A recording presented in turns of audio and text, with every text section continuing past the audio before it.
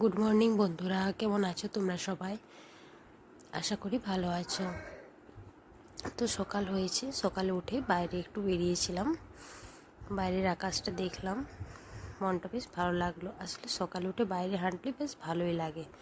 তারপর আবার রান্নাঘরে চলে এলাম। রান্নাঘরে এসে গ্যাসটা হালকা করে মুছে ভাবলাম একটা রেসিপি বানাবো। আসলে অতনুর রান্নাঘরে একটা রেসিপি দেখেছিলাম, তখন থেকে মনে হচ্ছিল রেসিপিটা কখন বানাবো। তো ওই জন্যই রাতের খাবার করার পর গ্যাসটা একটু মুছে নিলাম, দিয়ে ঘি পাড়লাম, ঘি দিয়ে ড্রাই ফ্রুটসগুলোকে ভেজে নিলাম। তারপর একটু সিমুই বাবা দিয়ে এনেছিল আমার জন্যে, ওই সিমুইটা ভাজলাম ঘি দিয়ে। একটু চিনি দিলাম আন্দাজ মতো, খুব একটা মিষ্টিও না, আবার খুব কম একটা মিষ্টিও না, মানে মোটামুটি ঠিকঠাক। তো চিনিটা গলার জন্য অপেক্ষা করলাম।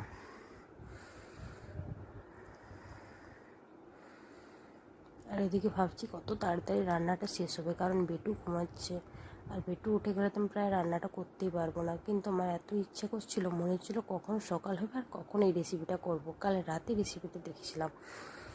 তো যাই হোক, চিনিটা আমার ভাজা হয়ে গেছে। একটা পাত্রের মধ্যে পুরো সিমুইটা রেখে ওই গ্লাস দিয়ে একটু চেপে চেপে নিলাম। এদিকে দুধ জাল দিতে বসিয়ে দিয়েছি, আর এদিকে চা করলাম।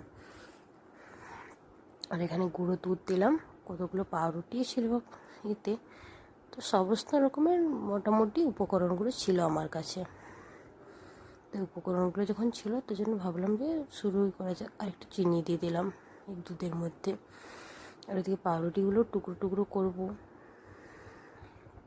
ওই যে পাউরুটিগুলো একটা ছুরি নিয়ে এসে পাউরুটিগুলোকে টুকরো টুকরো করে নিয়েছিলাম। যাই হোক, রেসিপিটা করতে একটু সময় লেগেছিলো, কিন্তু হয়েছিল ভারী ভালো, জানেন। এরপর পাউরুটির টুকরো টুকরোগুলোকে ওই যে দুধের মধ্যে দিয়ে দিলাম।